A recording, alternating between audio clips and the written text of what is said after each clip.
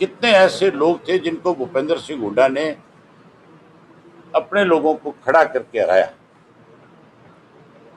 अलग अलग बहुत सारे नाम हैं, एक का उदाहरण दे देता हूं आपको, बाकियों का भी बता दूंगा कौन कौन थे जिनको किस किस तरीके से हराया गया। विजेंद्र जो था राहुल गांधी की टिकट से आया था, और विजेंद्र से हुड्डा को सबसे बड़ा डर था कि अगर ये जीत गया, कल को सरकार कांग्रेस की बनी तो लीडर का नाम कहीं ऐसा ना हो राहुल गांधी इसका निकाल दे, तेरी जगह इसको आगे कर दे। तो पहले इसका इलाज किया जाए, और उसका इलाज बड़े तरीके से किया इसने।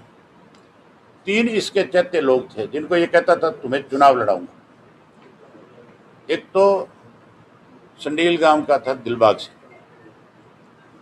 एक वीरेंद्र था घोगड़ीपुर का, और तीसरा था काड़ा चेयरमैन उचाणे का।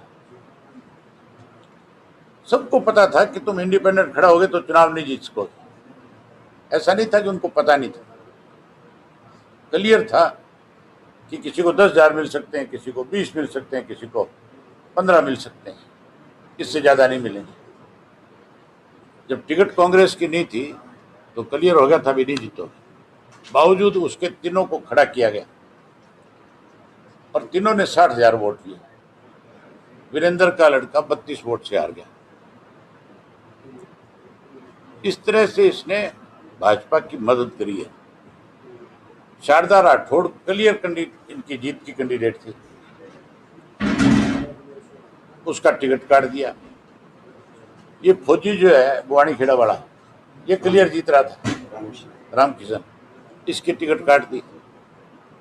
इसी तरह सोना वाला जो था जितेंद्र भारद्वाज, वो जीत रहा था, उसकी जगह टिकट काट के 2 घंटे पहले टिकट बदली पैसे लेकर के, और उसके बाद कैसे उसको हराया जाए एक मुसलमान खड़ा कर दिया जावेद नाम का, जो 40,000 से ज्यादा वोट ले गया इंडिपेंडेंट।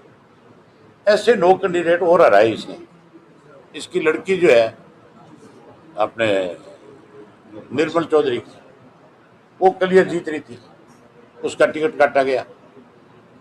केवल इसलिए काटे गए ये टिकट, भूपेंद्र सिंह हुड्डा ने कटवाए और वो सीटें हराई कि इन लोगों को राजनीतिक तौर पे कमजोर कर दो। हुड्डा की पुरानी आदत है, जो कोई भी कांग्रेस में ताकतवर होता हुआ नजर आया उसने उसको कमजोर करके पार्टी से निकालने का काम किया।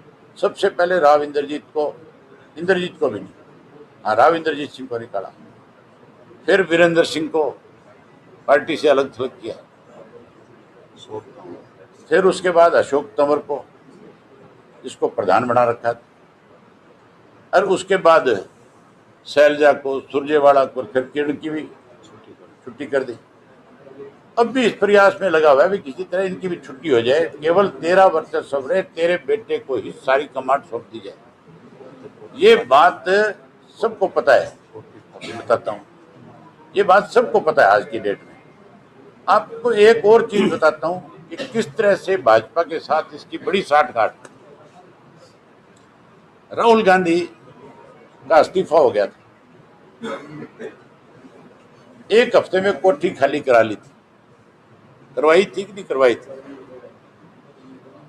अपोजिशन लीडर को हटे हुए 1 साल हो गया हुड्डा को, आज भी उस कोठी में यही है, आज तक खाली नहीं है, कोई जिक्र नहीं है। तो कोई रिश्ते तो भी खाली नहीं है, ये सरकारी कोठी खाली उतनी देर लगती है क्या? अगर राहुल गांधी की हो जाए तो हुड्डा की कोठी खाली क्यों नहीं है? और क्या सबूत चाहिए उसके खिलाफ, और बता दे। अब तो उससे कहना खुल करके कि भाई तू इन चीजों का जवाब दे देगा क्या, मेरे सामने बैठा लो बाप बेटा दोनों को, दोनों की तसल्ली करा दूंगा ना जितनी। ये लोग पूरे प्रदेश के अब जान चुके हैं, और ये मान के चलो